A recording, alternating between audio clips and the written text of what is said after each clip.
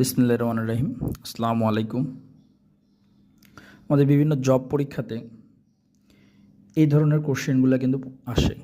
তো আজকে আমরা একটা কোশ্চেন সিলেক্ট করছি। এই কোশ্চেন থেকে আমরা কিভাবে ত্রিভুজের যে তথ্য, এই তথ্য থেকে আমরা কিভাবে একটা চতুর্ভুজের তথ্য বের করতে পারি সেটা আমরা দেখব।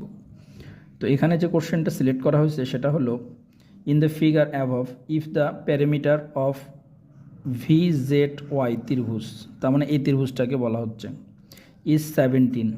তাহলে প্যারামিটার মানে কি? প্যারামিটার মানে হলো আমাদের পরিসীমা, বাংলায় যদি বলি পরিসীমা। তাহলে আমরা পরিসীমা ত্রিভুজে জানি, ত্রিভুজের পরিসীমা কি? এই বাহুটাকে যদি আমি এ বাহু ধরে নিই তাহলে পরিসীমা হলো ত্রিভুজের তিনটা বাহুর যোগফল, তার মানে 5 প্লাস এ। এটার মান আমাদের দেওয়া আছে কত? 17।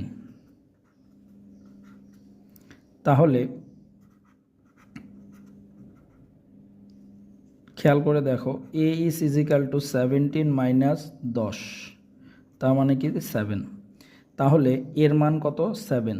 যেহেতু আমাদের বলছে যে VWXY একটা স্কোয়ার, স্কোয়ার মানে কি? বর্গ। তার মানে এটা যদি 7 হয় তাহলে অবভিয়াসলি এটাও 7, এটাও 7, এটাও 7।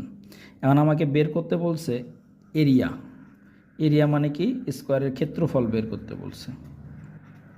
তাহলে স্কোয়ারের ক্ষেত্রফল যদি বের করি আমরা, VWXY এটার ক্ষেত্রফল বের করব। ক্ষেত্রফল মানে কি?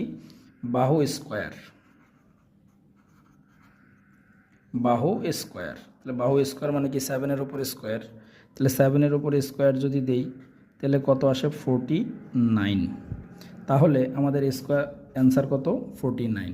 তাহলে দেখো বা দেখেন যে এই ধরনের কোশ্চেনগুলোর ক্ষেত্রে যদি আমরা এই মিনিংগুলো বের করতে পারি, আর যদি ক্যালকুলেশন বলতে ইকুয়েশনটা যদি আমার মস্তিষ্কে থাকে, তাহলে এই অঙ্কগুলো সলভ করতে গেলে খুব একটা সময় কিন্তু লাগে না।